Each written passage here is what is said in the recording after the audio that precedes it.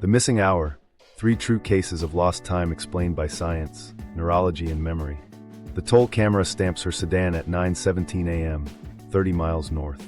At 5:22 p.m., an ER triage nurse writes her name as she walks in barefoot, pockets full of sand, heart rate steady. Cell tower pings say she was 200 miles apart with no gap for travel. The clock insists both are true. Here's the part nobody warns you about. The label comes first. Stress reaction. Adjustment. Hospital notes sealed, EMT audio marked as a corrupted buffer, and a physician told to keep it non-neurologic for billing. If you think that sounds paranoid, wait for the time server discrepancy on the corridor camera and the badge system that didn't drift at all. The vanishing lasted 8 hours. It matches 2 other files, different years, different lives, but the same physiological signature that shouldn't align across cases. One of them is a musician who returned knowing every chord and none of the days. Another is a nurse who lost 47 minutes between 2 rooms she walks a dozen times a day. We're going to show you the documents, the tests they always run, and the one result they don't want on paper. A mixed autonomic storm that flips the recorder off while the body keeps moving. If that sounds impossible, stay with me. The pattern is real. The proof is time-stamped. And the first crack in the "it's just stress" story is hiding in a single borderline lab value. The contamination, the 8-hour Vanish Case. She leaves the apartment at 9 a.m., commuter mug steaming, the kind of morning that repeats until you forget it ever started. The door camera catches her locking up, keys between fingers, quick glance back inside. Coffee cooling on the counter. Dog dish still empty. The clip ends with the elevator doors closing. At 9:17 a.m., the toll booth logs her plate. Northbound. She doesn't remember that lane, that stretch of road, or the song on the radio. The next memory she knows, really knows, is the ocean. Shoes wet, sand stuck to her cuffs. Sea air thick enough to sting. Her pockets carry a handful of gray shells she can't stop touching, as if they came from somebody else's day. Meanwhile, her partner is calling by noon. No answer. At 1:40 p.m., a missing persons report is filed. The officer notes she left on time for a performance review she'd been rehearsing for all week. Stakes feel bureaucratic until you see the buzz of messages from her manager, then her mother, then 3 missed calls labeled unknown. She'd turned down the ringer hours earlier, but that's not in the record. What is? Cell towers hand her off cleanly, antenna to antenna, crossing a state line at lawful speeds. No detours, no stalls, no gas charge anywhere along the route. At 5:22 p.m., she walks into the ER. Intake calls her calm, oriented to person, not to time. She knows her name, her address, but not the last 8 hours. Tox screen is clean. Glucose and electrolytes are fine. The CT scan shows nothing that even hints at a bleed or a mass. A nurse scribbles brief retrograde amnesia, with a question mark that says, "We don't see this, not like this." What nobody knew at the time. 1 lab value brushes the edge of normal. Catecholamines just enough to raise eyebrows if anyone was looking for them. They weren't. The chart gets coded for stress. Insurance prefers it that way. The neurologist on call logs a routine consult, normal exam, no red flags, no admission. She's sent home with a handout about sleep and hydration. Back at the apartment, the coffee is a brown ring in a white mug. The dog eats late.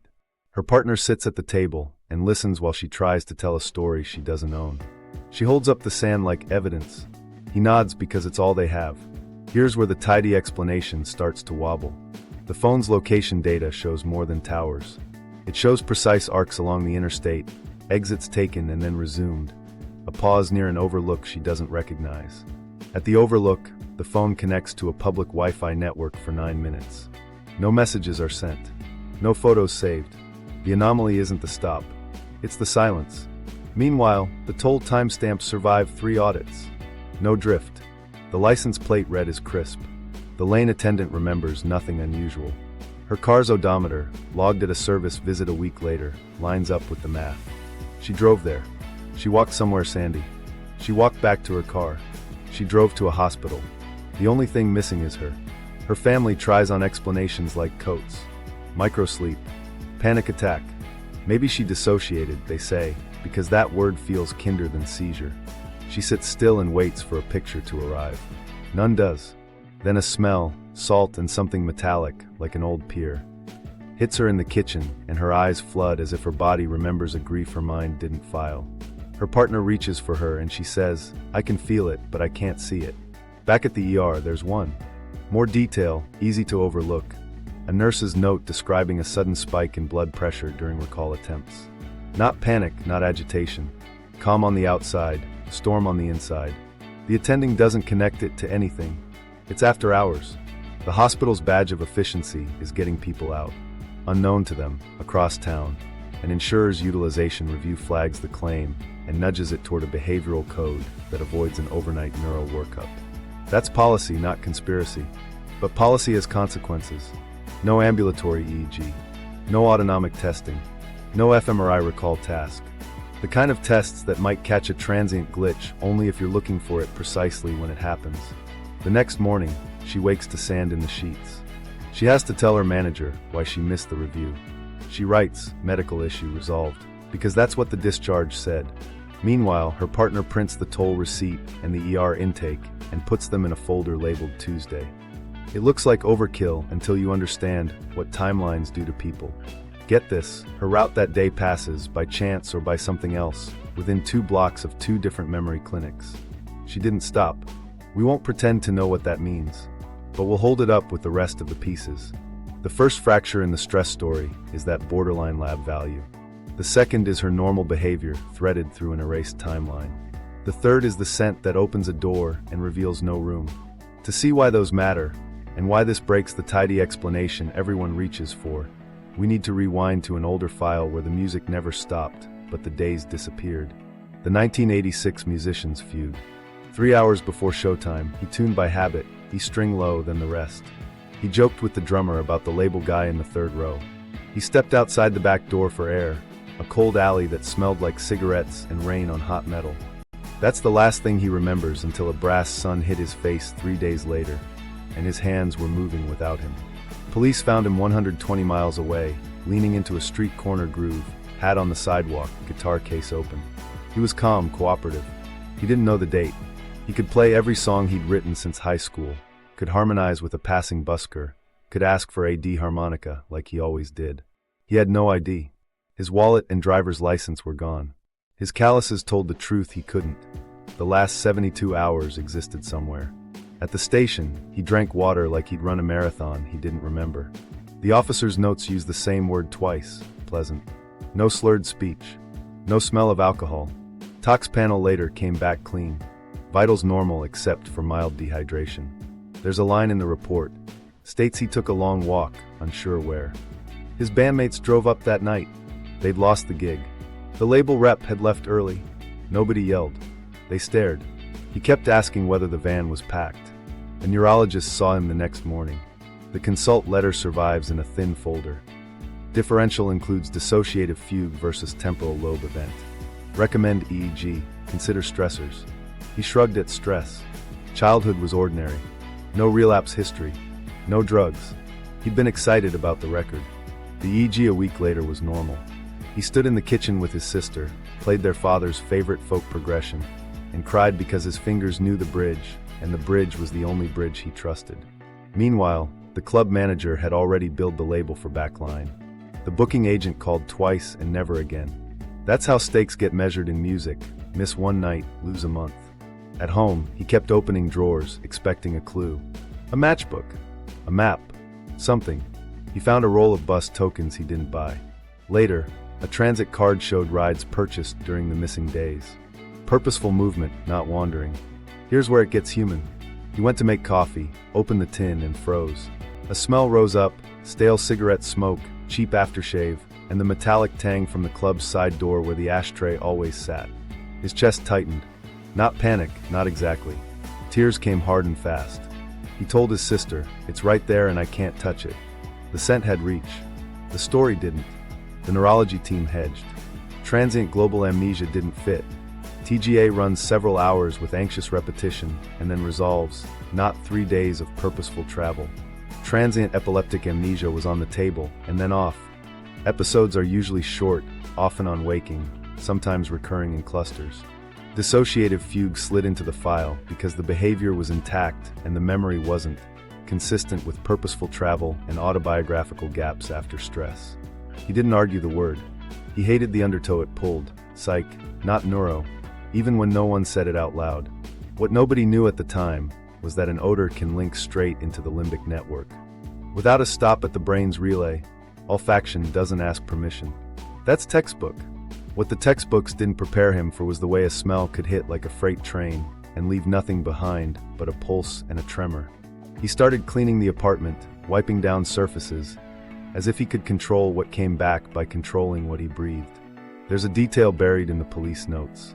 When they asked him to describe the corner where they found him, he mentioned the bakery across the street. He could name the bread he'd bought there before, the sourdough, the cashier with the red scarf. He couldn't say whether he'd walked in during the missing days. Memory isn't a light switch, it's a lattice. Some beams hold when the rest drops. He asked the neurologist a simple question. Could I have been me the whole time?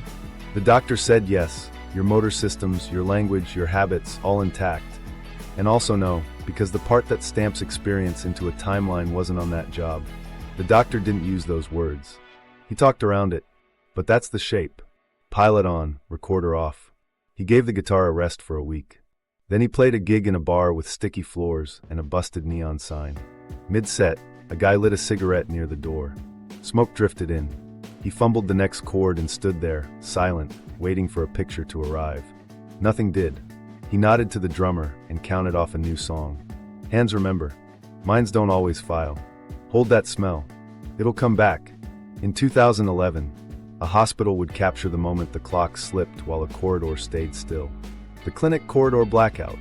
A nurse on a med-surg floor, 10 years in, badge clipped, pen behind her ear. It's late afternoon, shift steady, call lights manageable. She leaves room 412 at 3:06 p.m. and heads for 418 with a saline flush, meds verified, barcode scanner ready. That's routine.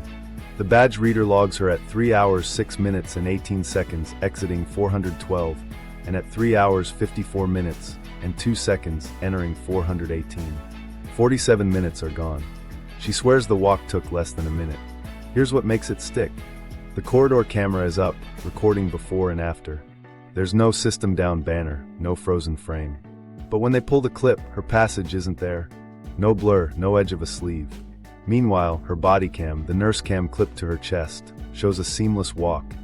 Out of 412, past the linen cart, a left at the hydration station, into 418. The feed timestamps march forward without a hiccup. The hospital's badge server and the CCTV server both swear they're synced to the same time source. They aren't.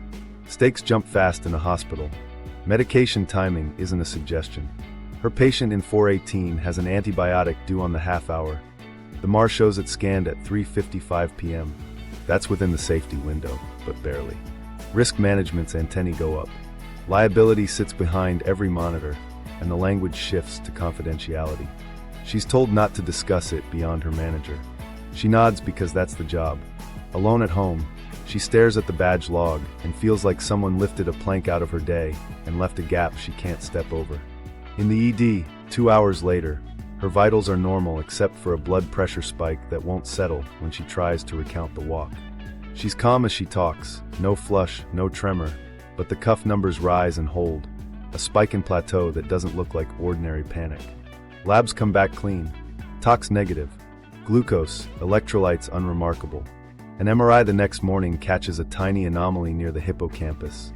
Too small, they say, to explain anything. The radiologist calls it nonspecific. She calls it a splinter under a fingernail she can't see.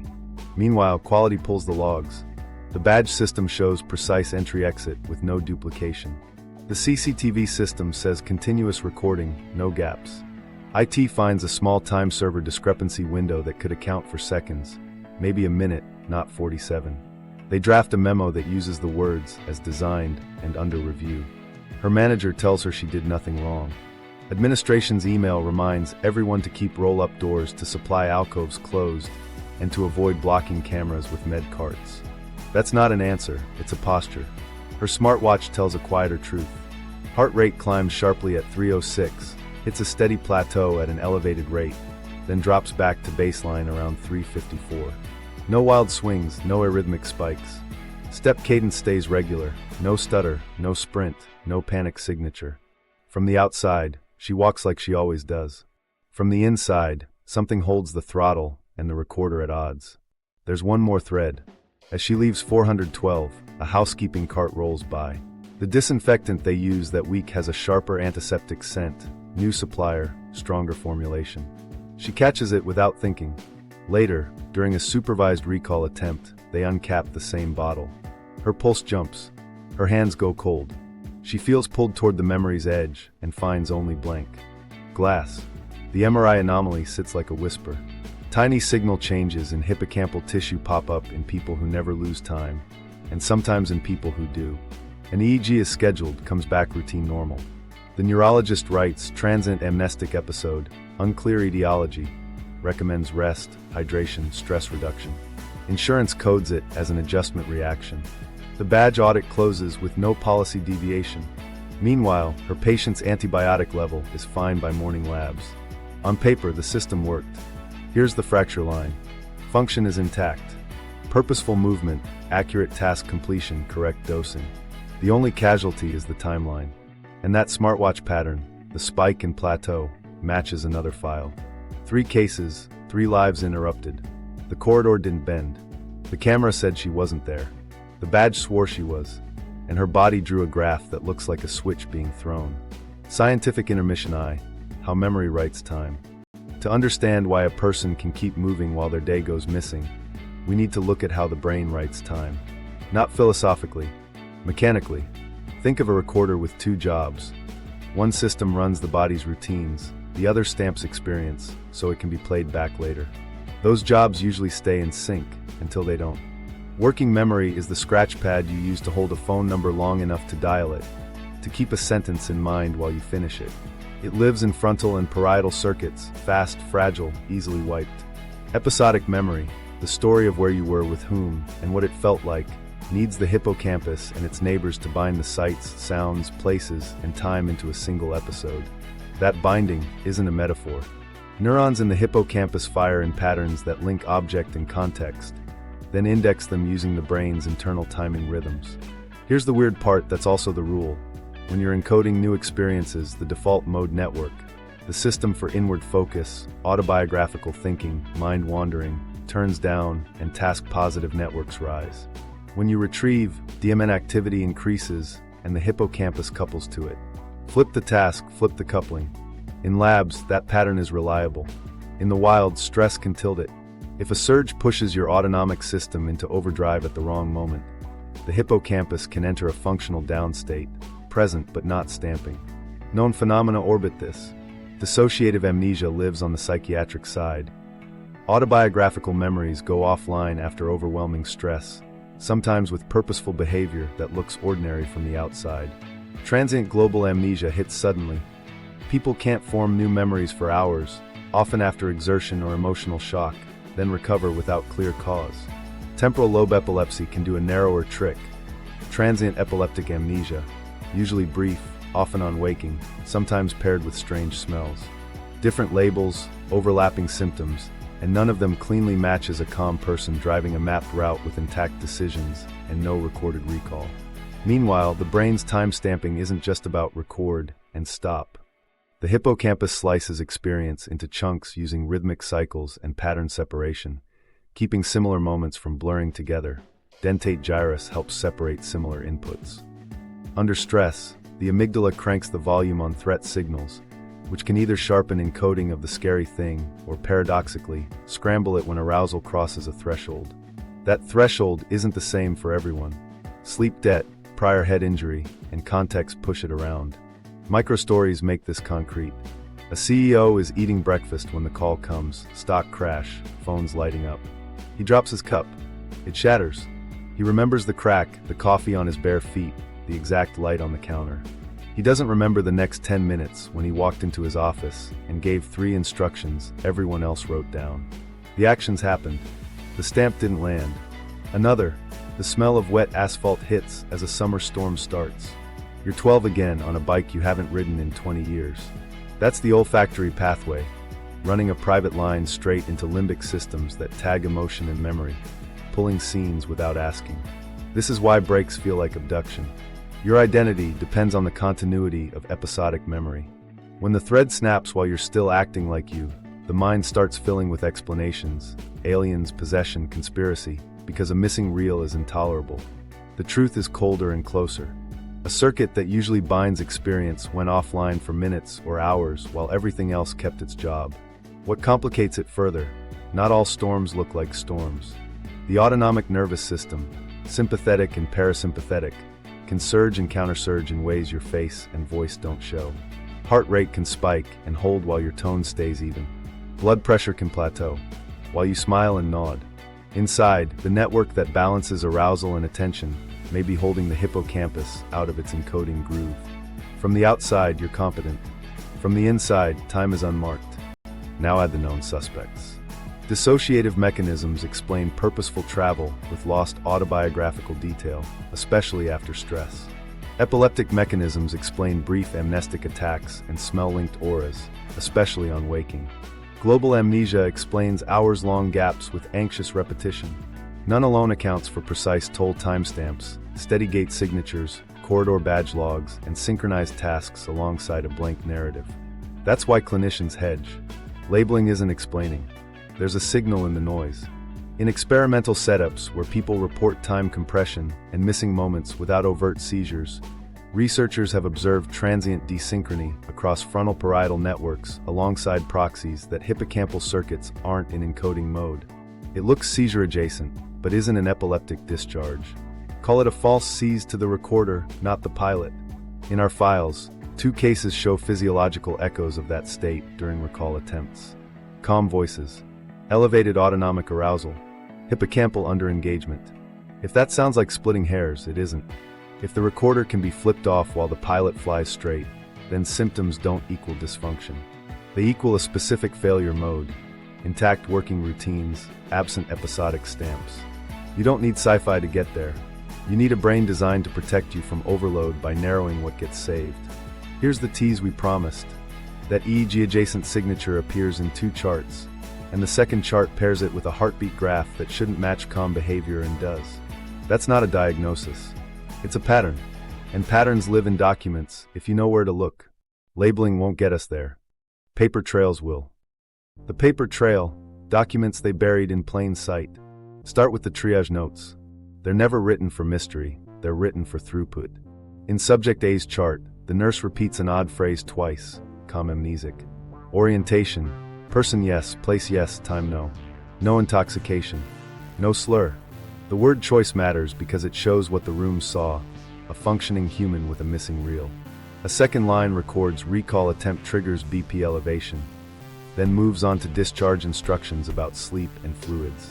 That's how these stories slip, described, then sidelined. Badge server logs tell their own truth. In the clinic corridor case, the access control export lists exact exit and entry times, down to the second with badge reader IDs. The CCTV log lists continuous capture with no flagged interruptions. IT's internal ticket notes a network time protocol sync at 2 o'clock that morning, variance under 200 milliseconds. Meanwhile, the exported video's embedded timecode drifts by minutes. The memo that follows is language massaged within an inch of its life. Systems functioning as designed. Which is to say, don't ask why the badge saw what the camera didn't. There's a whole genre of absence in pre-hospital care. The EMT audio buffer during Subject A's transport is marked corrupted, and the dispatch console log shows a 32-second system reboot. At the same minute her heart rate rose during triage. Nobody claims causation, but you don't need conspiracy when you have brittle technology and no incentive to reconcile it. The incident report closes with no impact on care. The gap remains. Insurance codes aim for neat boxes. Subject A's claim lands on an adjustment reaction code that keeps it off the neurology books and avoids an overnight. That's not a clinician's diagnosis, it's a utilization decision. A neurologic admission would trigger routine EEG, possible ambulatory EEG, and autonomic testing with tilt and catecholamines. Instead, the pathway says outpatient follow-up as needed. The financial line tilts the clinical line, just enough to miss the window when a transient phenomenon might be caught. Open a textbook and you'll find criteria clean as glass. Dissociative amnesia requires autobiographical gaps tied to stressors, not better explained by substances or brain injury. Transient epileptic amnesia features brief, recurrent amnestic spells, often on waking, sometimes with olfactory auras, frequently treatable with anti-seizure meds. Transient global amnesia is sudden, several hours, anxious repetition, then full functional return. Now hold those against the files. Purposeful interstate driving with normal gait metrics, a nurse's seamless task completion inside a missing corridor, a musician's intact performance after 3 days. Real-world anomalies don't fit elegant boxes. Peer-reviewed case clusters whisper from the edges. Hospital quality reports sometimes flag unexplained time losses as patient safety concerns when the losses affect medication timing or handoffs. In one facility, an annual report includes a tiny table with episodes of transient amnesia in staff, counted in a cluster quarter. In the next revision, the category disappears, replaced by workflow deviation documentation. The events didn't stop, the label did. Time servers are supposed to be the adults in the room. The access control system and CCTV proudly announce synchronization with a central time source. Yet the audit trail shows windowed discrepancies, brief desyncs that can reconcile seconds, not tens of minutes. An internal note suggests tolerance thresholds acceptable for operational needs. Acceptable for operations isn't the same as acceptable for reconstructing a human hour. Meanwhile, the scent field makes a brief appearance and then vanishes. A triage template update adds a line, recent exposure to strong odors, as part of a broader environmental section. 2 revisions later, the line is gone. The change log cites streamlining. The anonymized doctor's note you find pinned to a staff forum reads, not seizures, not malingering, something else. Track environment. It's unsigned because nobody wants the argument that follows. You see the same tilt in research dollars. Grant abstracts swell for seizure-related memory research, clear mechanisms, measurable spikes, drug targets. Dissociation funding thins, messy cohorts, comorbid stress, outcomes that don't promise a molecule.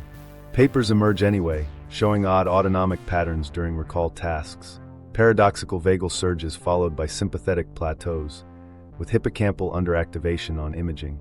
The authors use careful words like mismatch, downregulation, and uncoupling. Clinicians read them, nod, and still code stress to get patients through the door. There's a dispatch system printout that reads like a ghost story. System reboot at 1709. Audio recovery partial. Event markers preserved. Then asterisks, then silence. The patient's vitals are charted. Without interruption. Everyone did their job. The tape didn't. When a narrative depends on machines to remember for us, machine memory becomes the arbiter of human experience, and its failure becomes an eraser. And we haven't even touched the toll system. Those timestamps survive internal and state audits because revenue rides on their accuracy. Plates are read, times logged, money collected. The logs don't care whether the driver remembers the trip. That's why they're powerful, and why they're uncomfortable. They anchor a reality that conflicts with a mind's report without giving you the bridge between.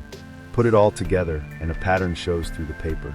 Clinical language that acknowledges calm, purposeful amnesia. Infrastructure that drifts just enough to lose a person between 2 rooms. Financial rails that steer away from neurological workups. Policy memos that change environmental fields and camera instructions without saying why. Peer-reviewed hints that a scent can pull the body hard without bringing back a scene. It's all there, hiding in plain sight, not buried, exactly, just labeled until it disappears. But documents mean nothing without bodies and brains. You can stack memos to the ceiling and still not know what flipped the switch. So we test. Evidence Pass 1, Neurology Workups, and what they Mississippi. Here's where the hospital playbook opens and where it fails. The standard panels come first because they're fast and defensible. Tox screen, metabolic labs, non-contrast CT, routine EEG if anyone thinks seizure. They're built to catch big problems, bleeds, intoxication, gross metabolic derangements, frank epileptiform bursts. They're terrible at catching a transient recording failure that leaves behavior intact. CT is a hammer for nails that bleed. It rules out stroke, tumor, hydrocephalus, good, necessary, and almost always normal in these files. Routine EEG, 20 minutes of scalp bleeds in a quiet room after the fact, occasionally with hyperventilation or photic stimulation. If the brain isn't actively misfiring, you won't see much. Temporal lobe phenomena hide between electrodes and between minutes. By the time subject A or the nurse hits the lab, the moment is gone. Then there's the myth file. Sleep deprivation and microsleep get tossed across the table like catch-alls. Microsleep is seconds long, face planting at the wheel, not a crisp toll timestamp followed by compliant speeds and clean lane choices. You don't execute barcode scanning, dosage checks, and steady step cadence through 47 minutes of microsleep. The corridor case kills that theory with every step. Ambulatory EEG is the tool that could matter. 24 to 72 hours of continuous recording, sometimes with a button to mark odd sensations. But almost nobody wears one after a first event. It's expensive, insurers push back, and the orders get deferred unless the chart says recurring or epilepsy is strongly suspected. Even when you get it, the yield depends on luck. The brain has to repeat the trick while the net is on. Meanwhile, one system that did speak in 2 files was the Autonomic network, and almost nobody listened. On paper, you see it in heart rate and blood pressure, those paradoxical spike and plateau patterns during recall attempts. It mirrors panic, except the faces and voices don't. That mismatch makes staff think psych, not physiology. In Subject C, the smartwatch captured the same signature in real time, elevated and steady, without the jitter that screams fear. If you don't connect that to memory encoding circuitry, you miss the bridge. The olfactory thread is treated like a curiosity when it's more like a key. Smell largely bypasses the thalamic relay and projects directly to piriform cortex, amygdala, and hippocampal regions. In the musician's kitchen, the cigarette and metal scent slam the body without unlocking content. In the corridor, antiseptic tug the heart, not the narrative. Clinics note odor-triggered distress and move on. But odors can modulate limbic arousal, and limbic arousal can choke or skew hippocampal encoding. Without that link, you shrug at tears and call it stress. What about the MRI blip near the hippocampus? It's the kind of finding radiologists label nonspecific. They're right to be cautious. Tiny signal changes don't prove mechanism, but dismissing them as irrelevant because they're small is its own bias. Microlesions and microstructural variations can change thresholds. Combine a sensitive limbic circuit with an autonomic surge, and you get a brain that chooses survival tree of keep the pilot, drop the recorder. Here's a human moment that shows how the workup misses. Subject A sits under fluorescent lights, answering orientation questions like a student reciting facts. She's calm. The nurse tries a gentle recall probe. Her blood pressure climbs. The nurse notes it and moves on because the algorithm says discharge if CT and labs are normal. The one thing that would validate the patient's experience, an autonomic and memory probe under supervision, doesn't exist in the pathway. There is a test that bridges these systems. Ambulatory autonomic monitoring paired with memory tasks, sometimes plus tilt table or catecholamine draws during recall attempts. It's rare, not routine, and almost never ordered on a first presentation. Insurers hate it. Clinics don't have it. So we label, reassure, and release. The window to catch the thing closes. Meanwhile, the seizure camp has its own blind spots. Transient epileptic amnesia is real, often nocturnal, often brief, sometimes with olfactory auras. Treatable with anti-seizure drugs, it can fix the repeats. But clinicians who know TA also know the profile, late middle age, short episodes, clusters.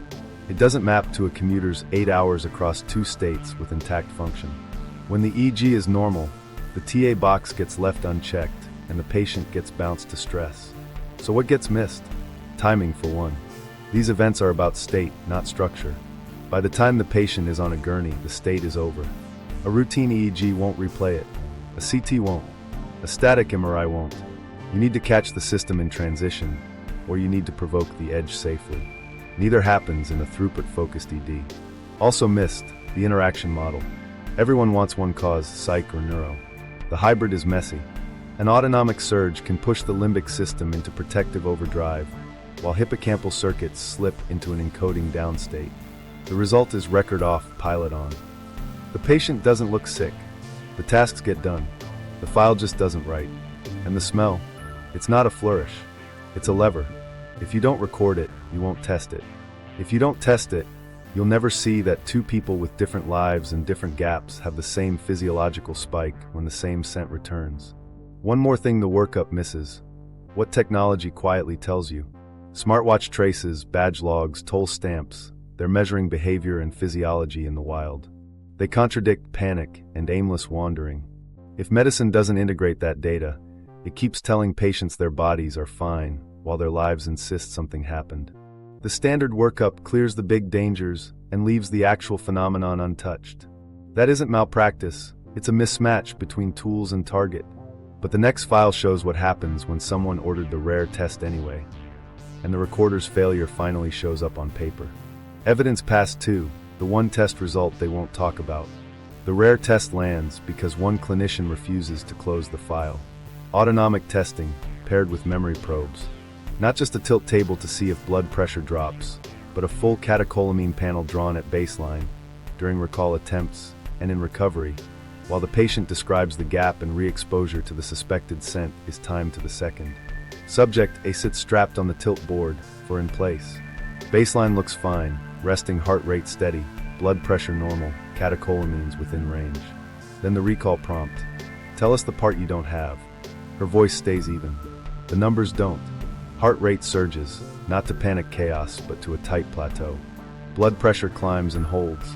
Blood draw at the 2-minute mark shows a paradox.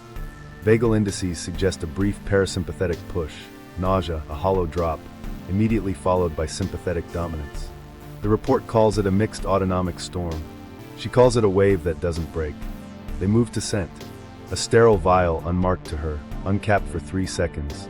Salt and oxidized metal, an ocean pier mimic. Her skin prickles. Another draw. Catecholamines jump higher. She says, "It's here," then nothing comes.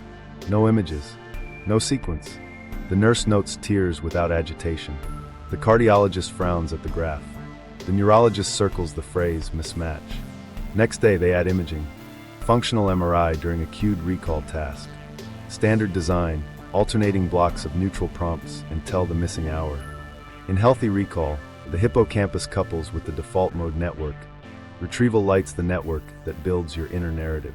In her scan, the amygdala fires like a klaxon, the hippocampal signal underactivates, and midline DMN nodes don't engage as expected during the attempt. The radiology note uses careful language, relative hippocampal underactivation in the context of limbic hyperarousal. The clinician's translation, the recorder isn't joining the conversation when the alarm sounds. Subject C, the nurse, gets the same protocol modified. Baseline autonomic stable. At the first recall cue, walk me from 412 to 418. Her heart rate snaps to the same spike in plateau her smartwatch captured that day. Blood pressure rises and sits. Tilt amplifies the response. Brief vagal dip, then a sympathetic lock. On fMRI, the pattern repeats. Amygdala up, hippocampus down medial. Prefrontal nodes, showing partial engagement, like a hand reaching for a switch that isn't there. The report couches it as autonomic mismatch during autobiographical retrieval. The musician's file is older, fMRI wasn't available. But the autonomic lab repeats the tilt and recall pairing years later. They bring the club door scent in a controlled vial. He laughs when he smells it, then goes quiet, eyes wet. The monitor shows the same paradoxical surge sequence. He can strum chord names out loud in the scanner mockup while failing to retrieve the days. Purposeful output intact. Episodic access absent. The lab tech writes, content blocked, physiology engaged. Here's the administrative rub. There's no neat billing code for lost time with intact function. Dissociative categories send the claim to behavioral. Seizure codes don't fit without epileptiform evidence. Autonomic dysfunction codes apply, but only partially. The result is diagnosis limbo, which breeds silence. Doctors don't like charting what they can't defend. Hospitals don't like tests that generate liability without a reimbursable diagnosis. The one result they won't talk about isn't hidden. It's stranded outside the coding map. Put the pages side by side, and a pattern emerges. All three show a mixed autonomic storm. An initial parasympathetic flicker followed by sustained sympathetic activation during attempts to access the missing period. Two show hippocampal underactivation on recall paired with amygdala overdrive. None show frank seizure activity. No one's losing language. No one's losing motor planning. They're losing the bridge that turns experience into a story. Now add the detail that snapped us to attention. The smell trigger produces an identical heart rate spike across 2 cases within 3 to 5 seconds of exposure, with significantly elevated catecholamines drawn within the minute, and no corresponding increase in overt distress behaviors. The body reads a key. The door handle turns. The room stays dark. Skeptics say stress. And stress is involved. But stress that leaves the pilot flying clean routes, scanning barcodes, playing chord progressions, and still fails to stamp a timeline is not general anxiety. It's a mode switch. Mixed autonomic storm is the lever. Limbic hijack is the lock. Hippocampal downstate is the recorder going quiet. The physiology tells you the brain is prioritizing survival routines over narrative encoding at the exact moment recall would need full cooperation. Why doesn't this show up in the usual EEGs? Because it isn't an epileptic discharge. Some labs have captured transient frontal-parietal desynchrony during provoked recall, seizure-adjacent coordination changes without spikes, but routine studies miss brief, context-bound states. fMRI during recall attempts is expensive and rare. Autonomic panels timed to cues are rarer. Put them together, and you get the outline of a mechanism nobody wants to own. So what flips the switch? Two suspects have been fighting for the file: a seizure without seizure and a split identity defense. The tests point to a third option hiding in the overlap. The autonomic system surges in a mixed pattern. The amygdala takes the wheel. The hippocampus refuses to stamp under fire. The pilot keeps the plane level. Memory doesn't land. And one sensory key, smell, keeps showing up right at the edge where time falls away. Two suspects, seizure without seizure versus split identity defense. For years, charts like these get tugged between two camps. On one side, seizure without seizure, transient epileptic amnesia's quieter cousin. On the other, a split identity defense, dissociative fugue in a modern coat. Both explain parts. Neither explains the whole. The files force us to sit in the gap. Let's walk the seizure lane first. Temporal lobe circuits can short in ways that erase what just happened while leaving everything else intact. Doctors call it transient epileptic amnesia. Brief episodes, often on waking, sometimes recurring over weeks, occasionally with olfactory auras. Anti-seizure meds often help when TA is confirmed. That checks some boxes. The musician's odor hooks, the quick-on, quick-off nature of corridor time slips. But TA has a tempo and a profile. It tends to hit late middle age, run in clusters, last minutes not days, and may leave breadcrumbs on EEG if you catch it or on prolonged monitoring. Our commuter logged 8 hours across state lines with steady speed and clean choices. The nurse's walk was 47 minutes of flawless tasking. Routine EEGs were quiet. Even if this is limbic electricity, it's not playing by T's rules. Now the fugue lane. Dissociative fugue is purposeful travel with identity amnesia after a stressor. People leave home, act competently, buy tickets, hold jobs for days, then snap back with a blank where the journey should be. That fits the musician busking 3 days later. The transit card pings. The way his hands knew songs his mind couldn't place. It even fits subject A's mapped route. No detours, intact function. When you strip the stigma and just watch the behavior. But fugue typically includes identity confusion or assumption of a new identity. Not someone who walks into an ER, states her name, and says, "I lost today." And it doesn't predict synchronized physiological signatures, the spike and plateau autonomics on recall, the scent-linked surge without content, across people with different lives and stakes. So we try hybrid, not an elegant compromise, a working model. Start with an autonomic surge that doesn't look like panic from the outside, brief vagal dip, then sympathetic lock. Layer in a limbic hijack, amygdala up, scanning hard. In that state, the hippocampus, your timestamper, slips into a down encoding mode.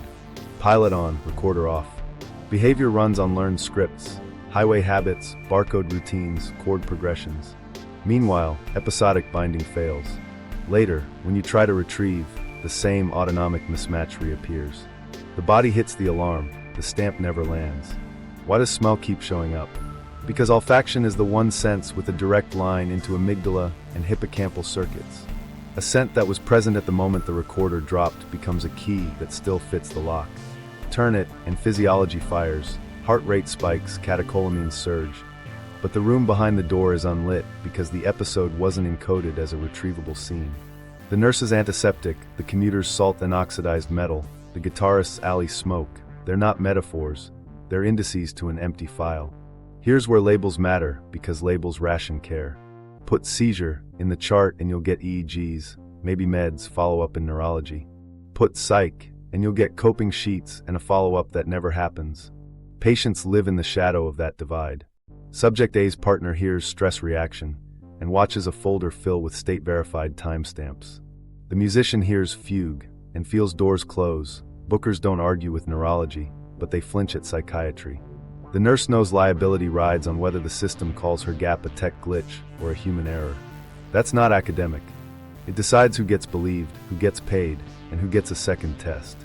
From their perspective, the split is brutal. Subject A stands in her kitchen, ocean in her pockets, and refuses to be told she wandered. The musician stares at tokens he didn't buy and a hat with money he did earn and asks, "Was I me?" The nurse watches two synced systems disagree about her body in space and time. They're not asking for poetry. They're asking for a model that matches their experience and the data in their hands. The hybrid does something practical. It predicts the mismatch. Calm voice, steady gait, intact sequences, and a body graph that shows a system locked in a state that deprioritizes episodic encoding. It predicts why anti-seizure meds won't fix a one-off commuter vanish, why psychotherapy alone won't resolve a scent-evoked physiological spike, and why ambulatory EEGs often come back empty unless the state repeats. It also predicts a bitter truth. Mislabeling means missed windows. Call it stress, and you won't order the rare autonomic panel. Call it seizure, and you won't test scent-provoked recall. There's one more human thread we can't leave out. Subject A's sand pocket triggers tears with no images. That isn't theatrics. It's a body telling the truth of an unfiled event. The model honors that. It treats emotion as a signal, not a verdict. And it sets up the next step we promised. Look at the phone data. If this was aimless, the path will wander. If the pilot stayed on, the route will be clean. The digital breadcrumbs refuse the aimless story. Digital breadcrumbs, phones, pings, and paths start with the least dramatic witness, the phone. Subject A's handset rides shotgun all day, handing itself from tower to tower with a politeness that would make a dispatcher smile. The route draws a clean spine up the interstate, no sudden detours down frontage roads, no loops that scream confusion. Average speed floats with traffic, exits align with rest stops, and overlooks every long-haul driver knows. Her accelerometer shows the ordinary. Steady cruising, gentle braking, no hard swerves, no acceleration spikes that would mark panic or flight. Purposeful motion, not wandering. The towers alone could be fuzzy, so we cross-check. Toll timestamps clicking like teeth on a gear, exact to the minute, matching lane sensors and plate reads. Where fuel would be the gotcha, it isn't. Her tank range covers the round trip. Odometer readings at a service visit a week later fit the math within a handful of miles. No mystery fill-ups, no charges at convenience stores. The car did what the log says it did, with no secret refueling subplot. Unknown to her, the route brushes a series of routine signals most drivers never notice. A rest area Wi-Fi beacon logs a handshake and nothing else. No app pulls, no syncs, just a quiet registration that her phone passed by awake. Later, a camera at a coastal intersection captures a daytime plate streaked with salt spray. You can debate meanings. You can't debate the presence. The path is coherent, obedient to rules, free of the kinds of jitter that betray a mind in trouble. Meanwhile, Subject C's smartwatch is a metronome. From 3:06 to 3:54, her step cadence holds a narrow band. No short stepping, no cadence compression, no turnbacks that would lengthen the corridor walk into a maze. Her gyroscope says left, then right, then straight, exactly the turns she recited. If fear had grabbed her body, you'd see it in hastened steps or frozen pauses. If microsleep had dipped her, you'd see stumbles. You see neither. The body performs the script, only the tape is blank. Look at heart data the way a cardiologist does. Variability tightens during that 47-minute gap. Sympathetic tone up, parasympathetic down, but not in the chaotic way of panic sprints. It's a locked state, a held gear. The moment the badge reader logs 418, rate drops toward baseline. Not a coincidence. A state change aligned to task boundaries, not to fear narratives. Our musician's trail is older, but not silent. Transit records show bus cards tapped at reasonable intervals, with transfers that make sense if you're chasing corners with the best foot traffic. Street-level cameras catch him 3 blocks apart within normal walking times. There's no lurching path, no lost loops into industrial cul-de-sacs. He rides, walks, sets up, plays. Behavioral continuity without autobiographical continuity. All this forces a simple, uncomfortable sentence. Memory was the only casualty. The commuter drove within speed norms and lane discipline. The nurse walked and medicated on schedule. The guitarist navigated a city and executed a set list. If disorientation were the engine, you'd see it in the breadcrumbs: wrong turns, erratic timing, abandoned transactions. Instead, the digital ground truth says competence. And then the one anomaly that refuses to sit quietly. Subject A's phone goes quiet for 9 minutes near that ocean overlook. Not airplane mode, not a dead battery. Just radio silence, no tower handoff, no Wi-Fi, no Bluetooth chirps. The log resumes as if nothing happened. The stop is ordinary, the silence isn't. Here's where theories multiply. A local dead zone can do it. So can a device hiccup, or a human action we can't see. But the exact 9 minutes matter because they land inside the same scent envelope that triggers her physiology later. Salt air, oxidized metal, brine on wood. Before you jump to meaning, weigh the pattern around it. Everywhere else, the route behaves. Only at the overlook do you get the dead patch. And later, the same sensory key produces a heart rate spike in the lab without recall. That doesn't prove cause. It marks coincidence worth testing. When we tested it, autonomic graphs moved. The story didn't. One last pass through the data, because it's the thing that steadies the camera. Digital systems don't care about your narrative. They log or they don't. In these files, they log a day lived in sequence while the self went missing. If you still want to call that aimless, argue with the timestamps. We did. They didn't flinch. The scent thread, smell as the hidden key. Follow the edge where the gaps begin, and one thing keeps flickering: scent. Subject A's first rupture arrives with salt air and oxidized metal. The musician's tears ignite with alley smoke and cheap aftershave. The nurse's corridor slip brackets a new antiseptic blend that rides the housekeeping cart like a warning label nobody reads. 3 lives, 3 odors, same physiological pull with no story attached. Smell doesn't wait in line. Most senses check through the thalamus, relay, route, regulate. Olfaction has a more direct route to limbic regions, projecting to piriform cortex, amygdala, and hippocampal structures. That's why one whiff of rain on hot asphalt can hurl you into a childhood summer before you know what hit you. It's also why a scent present at the moment the recorder drops can become a key that still turns the lock without lighting the room. We tested that key the way you test a fuse. Subject A sits under low light, baseline calm. The technician cracks a vial for 3 seconds, sea salt and oxidized iron, an engineered echo of the pier. Her heart rate surges to the same tight plateau we've seen before. Blood pressure climbs and holds. She says, "It's here," but no images arrive. The body knows the door. The episode wasn't encoded, so the room behind it is dark. Do it again with the nurse. A sterile pad from the new disinfectant batch, uncapped in a controlled booth. She's steady until the smell lands. Fingers chill. Pulse jumps. She describes a pull toward a moment she can't see, like leaning over a railing into fog. The smartwatch graph makes the same shape as the corridor day: spike, hold, release. Task memory is intact.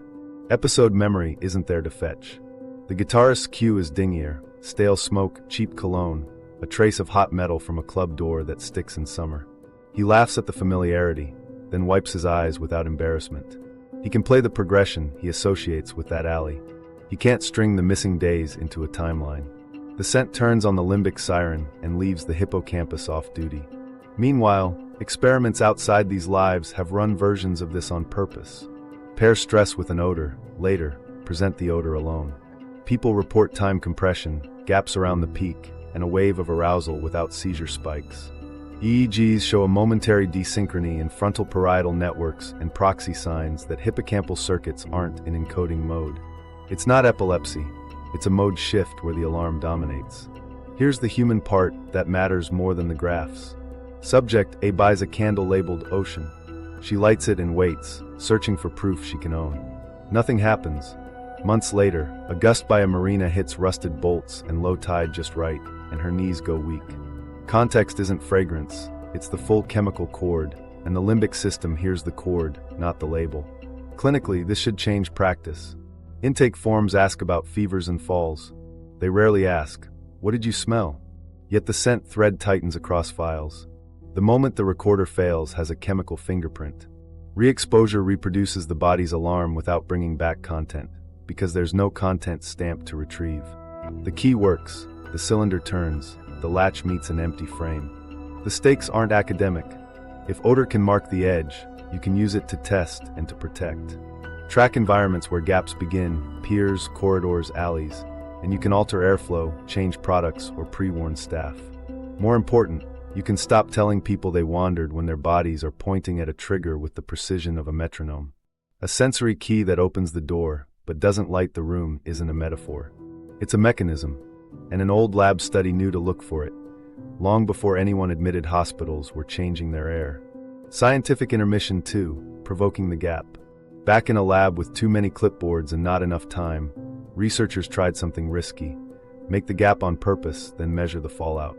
Not by frightening people senseless, but by pairing a mild stressor with an odor, and coming back days later with the odor alone to see what moved inside the brain.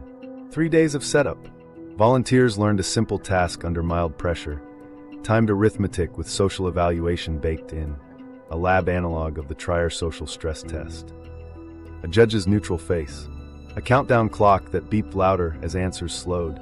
While that pressure built, the room carried a faint, specific scent.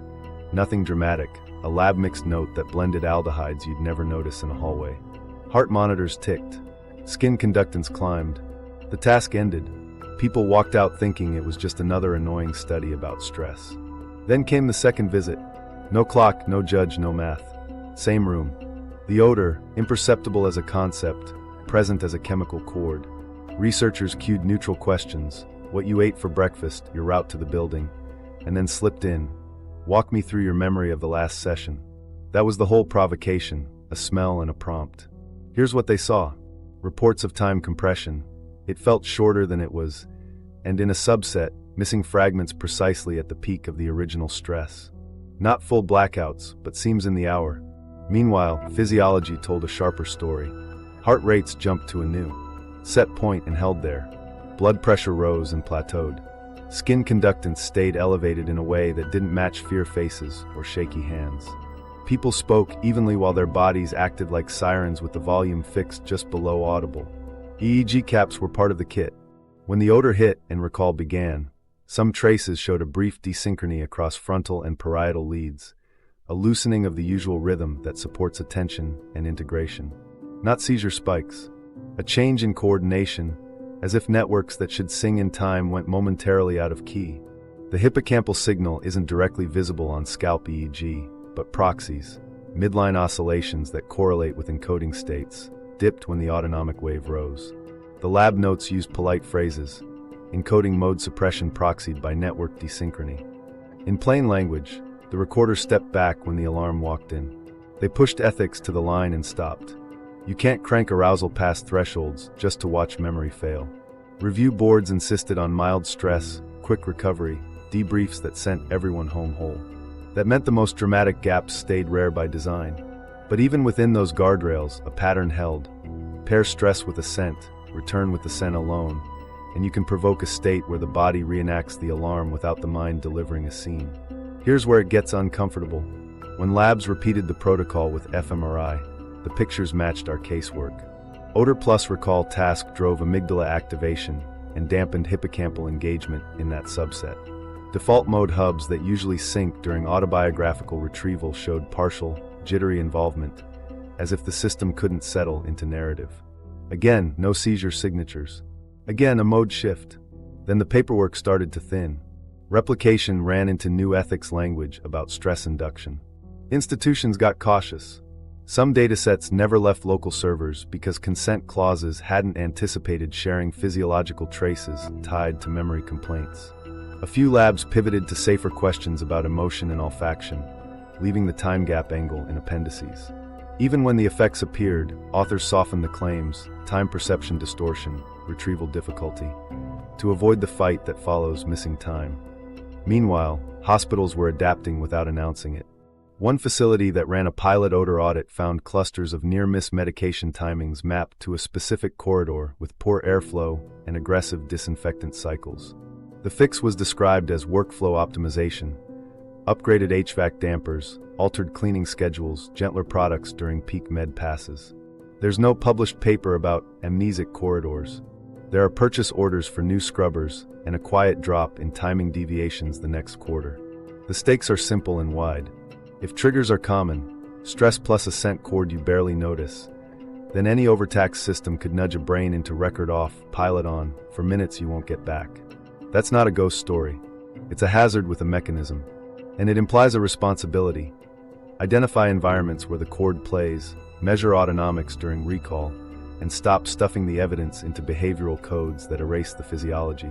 A technician who ran those studies told me something that stuck. She said the moment you uncap the vial, you can feel the air change around certain participants before the numbers move. A breath catches, a word stretches, and then the graph draws the same plateau you saw last week in a nurse's smartwatch or a commuter's tilt table. That's what links lab to life, the shape of the response repeating, no matter the setting. So the model firms up under pressure. Controlled pairing can provoke compressed or gapped experience on recall. The pattern includes an autonomic lock, a limbic surge, a hippocampal chill, and a narrative network that can't come fully online. Not all at once, not in everyone, and never beyond ethical limits in a lab. But enough to say the gap isn't magic. It's a state you can approach, measure, and in the wild, avoid by changing air, schedules, and products. Systems learned that lesson quietly. Policies shifted while the press releases celebrated throughput. The next section shows how those shifts look on paper when liability walks into the room. The institutional layer, policy, liability, and silence. While labs were inching toward mechanisms, institutions were doing math. Risk management isn't a villain. It's a gate with a calculator. When a nurse loses 47 minutes and the med still hits the vein on time, the memo doesn't ask why time slid. It asks how to document it so it won't become a lawsuit. The first line is always the same: minimize unnecessary workups unless recurrent. Translation: if the scan is clean and the patient's walking, don't open a neurology tab that invites blame. Policies shift in places most people never read. Access control vendors push firmware updates. The release notes talk about stability, not drift windows. Camera guidelines get tweaked. Keep carts out of sight lines, review angle coverage quarterly. Staff sign new consent forms that fold badge and bodycam capture into quality improvement, and arbitration clauses grow sharper teeth. If a corridor eats 47 minutes again, the argument happens in a conference room, not a courtroom. Insurers steer the wheel with a lighter touch that moves more. Utilization review flags inpatient neurology for insufficient indication when the presenting complaint is memory lapse with intact function. Behavioral codes slide into place, adjustment reaction, stress response, because they're cheaper and they close faster. Autonomic testing gets labeled experimental, outside a narrow set of diagnoses. Ambulatory EEGs need proof of recurrence. Tilt tables turn into outpatient forms that get denied for the wrong box checked. It's not malice, it's a funnel. Research money follows the clean lines. Seizure grants rise, clear endpoints, drug candidates, tidy waveforms. Dissociation grants shrink in the competition. Heterogeneous cohorts, comorbidities, messy stories that don't promise a pill. Meanwhile, hospital quality budgets buy airflow audits and scent scrubbers without ever saying memory out loud. The spending admits what the policy won't. Environment matters, but the chart will call it workflow. Here's how that looks up close. A risk manager prints the corridor's event list and circles times where med passes stack. She can't write amnesic cluster, so she writes throughput pressure. The fix is to stagger dosing windows, swap disinfectant to a low volatility formula during peaks, and add a reminder to wipe badge readers twice a shift. The outcome: fewer timing deviations. The narrative: efficiency. The truth: the air changed. Badge and camera policies get a quiet addendum. New copy says time servers must sync hourly, with drift alarms sent to IT. But the tolerance stays loose, because tightening it would light up dashboards and demand manpower. The memo uses phrases like operational need and acceptable variance. If a nurse disappears between 3:06 and 3:54 on paper again, you can blame systems, not synapses, and keep the liability off a person. Clinicians feel the crosswind. A neurologist writes transient amnestic episode, unclear etiology, then gets a nudge to swap in a behavioral code that clears utilization review. A psychiatrist reads Fugue and sees a therapy plan that might help with stress but won't touch the scent-triggered spike. Both know a tilt and recall panel would map the mismatch. Neither orders it because it won't be paid and the patient will get a bill that hurts more than the answer helps. There's a human toll hidden in committee notes. Subject C gets a boilerplate email about confidentiality after her blackout. It reminds staff not to discuss operational anomalies outside the chain. She reads it twice and hears the subtext. We'll fix the corridor, but we won't call it what it felt like. Subject A's partner tries to push for an inpatient workup and hits a wall labeled criteria not met. They go home with discharge papers that say fluids, rest, follow-up PRN, and a diagnosis that keeps the door shut to the tests that actually move the needle in our files. Meanwhile, peer-reviewed hints get repackaged as training slides. A hospital education module covers recognizing stress responses and shows a heart rate graph that looks suspiciously like the spike in plateau we've seen, except the caption calls it acute anxiety. No mention of hippocampal underactivation during recall. No mention of odor. Nursing staff learn grounding techniques. They don't get a protocol for scent logging. Why the silence? Liability, yes, but also culture. Admitting that a system can push a brain into record off, pilot on, means admitting the building, the schedule, and the product list have neurological consequences. That's expensive. It's also an invitation to claims. Easier to fold it into resilience training and call the rest optimization. Here's the friction point that doesn't go away. Incentives drive explanations. If the cheapest path is a psych label, the psych label wins, even when physiology says otherwise. If the safest policy is to fix air quietly, air gets fixed quietly. If research dollars reward seizures, labs chase spikes. Patients sit at the junction of those choices, trying to name something everyone's already adjusting around. Despite the silence, the threads converge. Risk memos change airflow. IT patches time drift they won't discuss. Utilization reviews steer away from neurology, while autonomic labs and back hallways capture the mixed storm no one codes. The behavior of the system admits a mechanism it refuses to name. So we'll name it, and take the heat that comes with putting it on the record. 3 days earlier, IT swore the clinic's badge and camera were time-synced. We pulled the audit anyway. Under the hood, the camera's time server drifted 9 to 12 minutes during a maintenance window, enough to explain a few frames, not 47 minutes. Here's the kicker. The badge system uses a different stratum server with independent logs and no drift in that window. Time drift can blur footage, but it can't create a clean, continuous badge trail while erasing a person's passage. Contradiction stands. While that was happening on the ward, a different room hummed, with EEG leads, a scent vial, and a recall script. Odor re-exposure spiked heart rate and blood pressure in 2 subjects and left their scalp EEG looking deceptively calm. No epileptiform discharges, no classic seizure architecture, just a brief flattening of frontal-parietal coordination that technicians call nonspecific. The autonomic graph screams, the EEG shrugs. The recorder slips without a seizure shouting it down. Unknown to them, across town, Subject A's GPS trace did something strange for a person supposedly wandering. Her route brushed 2 memory clinics, front doors passed within minutes, without detours, hesitations, or pull-ins. Coincidence? Maybe. Or an implicit pull toward safety baked into learned routes, the pilot steering toward places that solve problems the conscious mind can't name. It's a breadcrumb that doesn't prove motive but refuses aimlessness. Meanwhile, a lab intern flagged a minor detail that won't stay minor. The hospital corridor's HVAC logs show an airflow dip and compensatory boost during the 47-minute window, fans cycling harder to meet pressure targets. That just happens, they say. Except the disinfectant changeover landed in the same hour. Air moves differently, odor dispersion shifts. The graph doesn't confess causation. It points a finger at context. This was the moment everything tightened.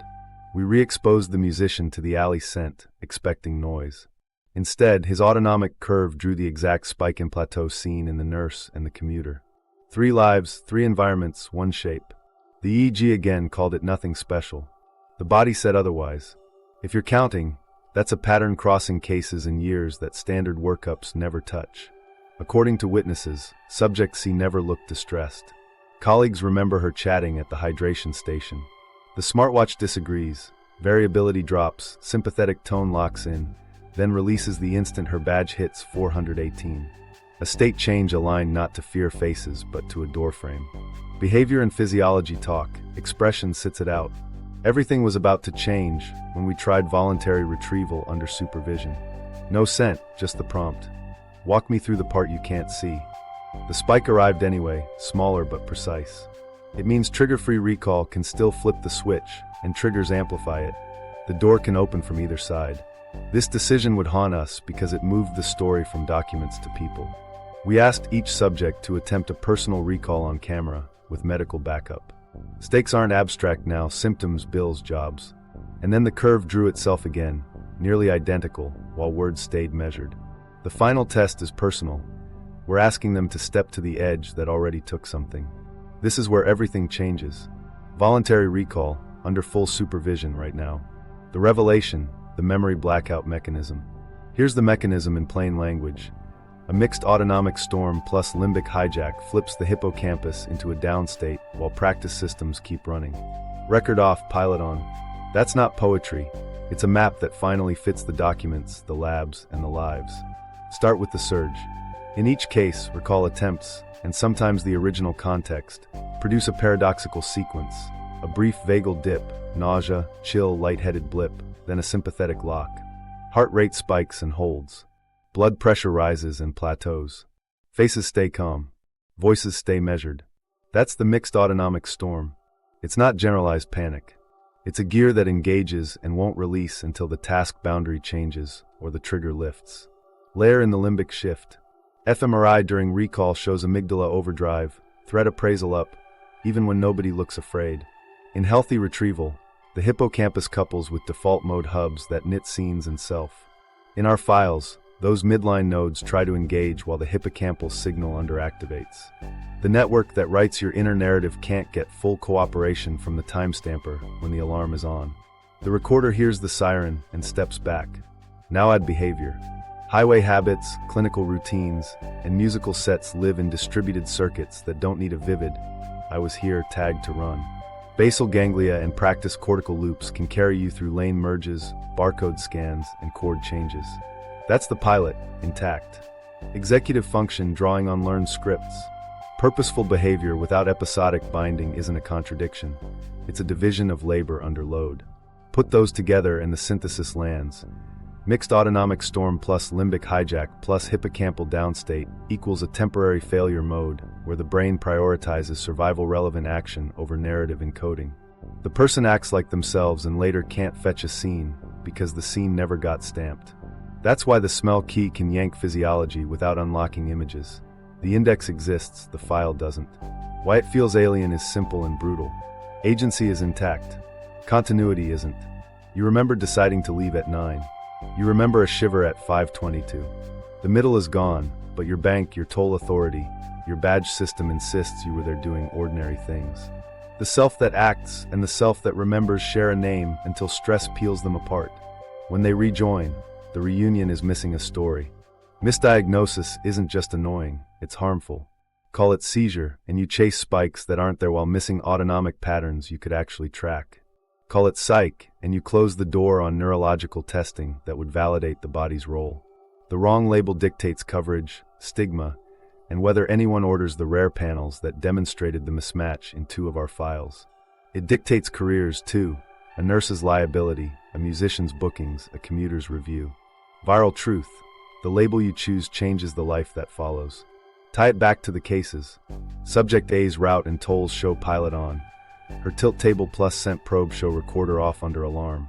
The musician's bus taps and set prove intact function. His autonomic curve on cue proves the mode. The nurse's cadence and badge log show competence. Her smartwatch and fMRI show the same lock and underactivation at recall. Outliers? The MRI microanomaly near a hippocampus is small, but it predicts a lower threshold. The 9-minute dead zone at the overlook resists easy answers. Neither breaks the model. They mark places where the switch flips harder. Here's the working model in practice. If a gap occurs, assume the state was transient and context-bound. If you can, test recall under controlled conditions with autonomic monitoring, and note sense and environments present at onset. Don't expect routine EEG to help unless repetition suggests epilepsy. Don't write wandered when the path is clean. Expect tears without pictures. Treat them as signals, not contradictions. There's one piece left that we can't file neatly, the 9-minute dead zone. It sits like a knot in the rope, exactly where salt, air, and oxidized metal write the strongest chord.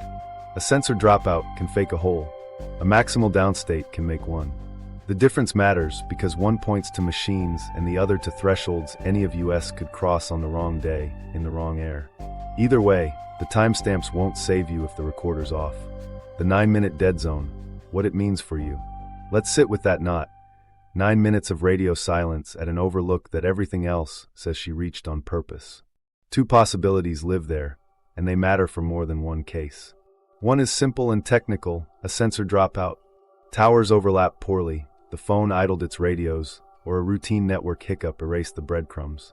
The other is biological, a maximal downstate, the switch fully thrown, where the recorder not only stopped writing but stopped pinging the body's usual rhythms in ways we can see later. The first puts blame on machines. The second puts a boundary line around what a human brain can do under load. Here's what each looks like in the wild. A sensor dropout scatters. You see similar little holes elsewhere, short and inconsistent, and the body data around them stays ordinary. In subject A's day, there aren't other holes. The only silence sits where the pure air is strongest, and her later autonomic response to that chord is precise. That leans you toward biology, but it isn't proof. A maximal downstate leaves a sharper behavioral footprint when you get lucky with other data.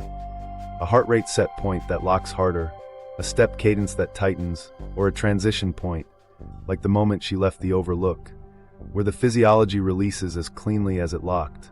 We don't have her wrist in those 9 minutes. That ambiguity is the point. You may never get a neat answer for your own knot. So what do you do with that uncertainty? Build a personal risk map.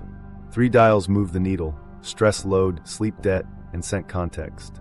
Add history of head injury if it's there. Even mild concussions can lower thresholds. If your work stacks pressure inside fixed environments, clinics, kitchens, warehouses, pay attention to when and where your body tightens for no clear reason. If a scent keeps showing up at the edges of your worst moments, bleach, solvent, salt air, log it. You're not chasing ghosts. You're tracing the chemical chords your limbic system hears. Here's a practical protocol if it happens to you. First, stabilize. Don't drive if you can feel the edges fuzzing. If you're in motion, pull over somewhere safe. If you're at work, hand off tasks that carry risk. Second, preserve evidence while it's fresh. Take a timed note in your phone the moment you realize there's a gap. Where you are, what you smell, what you were doing. Photograph watch faces, clocks, surroundings. If you wear a smartwatch, mark the event with a manual lap. If you can screen record your heart data before it scrolls away. The goal isn't drama. It's to anchor time before machines overwrite it. Third, if you experience distress or a medical emergency, call local emergency services immediately. Third, get medical attention sooner than your pride wants. Ask for basics, yes, glucose, electrolytes, tox, CT if indicated, but also ask the team to record vitals while you attempt a brief recall. Tell them you're going to try to describe the missing period for 60 seconds, and ask them to watch your heart rate and blood pressure during that minute. If there's a scent linked to the context, say so, and ask them to note reactions if you encounter it again. You're not insisting on a rare test. You're creating a clinical moment where the mismatch can appear on paper. Fourth, protect your legal timeline. If you missed work, keep the logs, badge entries, calendar invites you didn't remember sending, receipts. If you drove through tolls you can't summon, request the records. These aren't trophies. They're scaffolding for your own memory, and, if you need it, proof that your function stayed intact when recall didn't. Now the part nobody likes: prevention when you can't control the world. You can control thresholds. Sleep is not decorative here. Sleep debt pushes autonomic tone toward the edge. Food matters more than you think. Hypoglycemia makes the hippocampus stingy. Build small buffers into schedules where pressure spikes. If scent is your edge, experiment with counter chords. A personal scent you can deploy that isn't tied to stress contexts, or a mask in places where triggers live. It's not foolproof. It gives your system an anchor. And one human truth we keep coming back to because it hurts cleanly and tells the story better than diagrams. The guitarist sat on a borrowed stool, tuned by feel, and played the song he couldn't place, hands right, timing tight, crowd leaning in. He waited for the verse to pull a picture from the dark. It didn't. When he finished, his body unclenched, like a door finally shut. That's what the dead zone feels like from the inside. Competence without a camera. If you've lived it, you're not broken. Your recorder switched off while the pilot kept flying. There's one last file, and it answers the question institutions won't. Whether anyone quietly admitted this mechanism on paper. and changed the error anyway. The file they couldn't bury, quiet confirmation. It starts as a sentence that shouldn't exist in a risk memo. Episodic suppression episodes. Not seizures. Not malingering. Not drift. Suppression. The memo is internal, stamped quality improvement, circulated to a short list that includes facilities, nursing education, and legal. It ties 3 near-miss medication timings to 1 corridor cluster and recommends environmental changes. No poetry, just actions. Increase outside air exchange, install higher MERV filtration on that wing, shift disinfectant to a low-volatility formula during peak med passes. Get this, the corridor gets new airflow dampers 2 weeks later. Procurement lists the part numbers. Maintenance logs show after-hours installation and a rebalance. There's no broadcast to staff that the air they walk through changed because memory bent there. The only visible clue is the smell. The sharp antiseptic edge dulls. If you ask why, you're told it's about staff comfort and patient satisfaction scores. The truth hides in the noun they invented, suppression. Meanwhile, triage changes its intake template. A new field appears for 2 revisions. Sen exposure at onset, with a tiny drop-down, cleaner, smoke, chemical, other. It's there for a quarter. Then it's gone in the next update. The revision log says streamline user burden. The note in the margin says something else. Someone didn't want a field that turns complaints into patterns. For a brief window, nurses were allowed to click antiseptic when time went thin. Then the click vanished. There's a doctor's note that never found its way to a journal because journals demand words like seizure and conversion disorder, not the admission he wrote. He's anonymous here because the note came with a request. Share the words, not the name. Not seizures, not malingering, something else. Autonomic mismatch with impaired episodic encoding under limbic load. He wrote it after watching subject C's tilt and recall graph square with her smartwatch. He knew the code he'd use wouldn't pay for the test he'd just seen. He wrote it anyway to keep his own hand honest. Another file, IT's quiet audit. The badge servers and CCTV were told to sync hourly. A new rule forces alarms at 15-minute drift, but the alert routing is set to IT only. There's no clinical notice when clocks slip. The written reason is to minimize alarm fatigue. The real reason is to keep drift discussions away from chartable space. If drift masks a gap, better if it's an IT ticket than a clinical event that invites a chart that invites a claim. They didn't fix time to protect memory. They fixed time to protect themselves. Follow the money and materials management. Purchase orders show a pivot to scent scrubbers, activated carbon modules and air exchanges targeted at corridors with high traffic. Training slides call it odor management. The installation map matches the heat map of timing deviations the risk memo circled. It's an architectural admission. Air carries risk. The word memory never enters the PowerPoint. The metal and salt of the pier, the smoke and aftershave of the alley, the bright bite of a hospital disinfectant, those are just odors. Scrub the term, scrub the liability, scrub the air. Here's a smaller, stranger confirmation sitting in insurance correspondence. A utilization reviewer flags an autonomic panel as not medically necessary for isolated memory complaint. The appeal includes 2 graphs you've already seen. The spike and plateau during recall, the flat EEG. The reviewer's denial includes a line that gives the game away. Autonomic abnormalities do not establish a neurological basis for amnesia. That sentence concedes the abnormality and makes its own wall. Physiology is real, but it won't count if it changes the code. The lab result exists. Reimbursement policy chooses not to see what it implies. One more internal email thread lands where ethics meets operations. A nurse educator asks if staff should log odor context during debriefs after safety events. Legal replies, encourage narrative detail without creating new required fields. That's policy language for yes, but don't make a column that generates a report we can be compelled to share. The educator replies with a script that sneaks truth into training anyway. When recounting events, include sensory context. It's a workaround, a human being slipping a mechanism into culture where code won't let it live. Across town, a different system's quality report lists unexplained time losses as a category for a single quarter.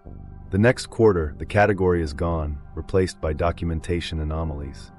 The numbers move from clinical to clerical without a single patient changing their story. It's a relabeling strategy that trades meaning for insulation. The files don't deny what happened. They rename it until it's safe. And then the outlier we didn't expect. A vendor white paper describing olfactory load mitigation in healthcare environments, with a case study of improved staff focus and fewer task timing deviations after installing scrubbers and altering cleaning schedules. The diagrams are ventilation. The measurable is timing. The missing word is memory. The chart slopes in the right direction anyway. It's the kind of document a hospital can share with a procurement committee without inviting a conference on amnesia. If you're looking for a confession, you won't get one. You get memos that invent cautious nouns, templates that briefly ask the right question then stop, equipment that arrives after a cluster, and notes from clinicians who saw enough to write something else. You get systems that fix the corridor and deny the mechanism, that capture the graph and deny the code, that move air and move categories. You get quiet confirmation that people who lost time weren't alone and weren't imagining it. That's the point. We promised documents, tests, and the one result they didn't want to name. The files don't tell a ghost story. They tell you a building can push a brain into a state where the recorder shuts off while the pilot keeps flying. They tell you institutions learned it the way institutions learn, through risk and maintenance, not through press releases. They tell you there's a mechanism on the table, and there are people who need it spoken out loud. We've delivered the mechanism. Now the meaning and the call. The brain can shut the recorder off while you keep moving, and nobody puts that sentence on your discharge papers. If you've lived the gap, document it. Ask clinicians to record vitals during a 1-minute recall attempt, and say the word "sent" out loud. Tell your story below so others see the pattern.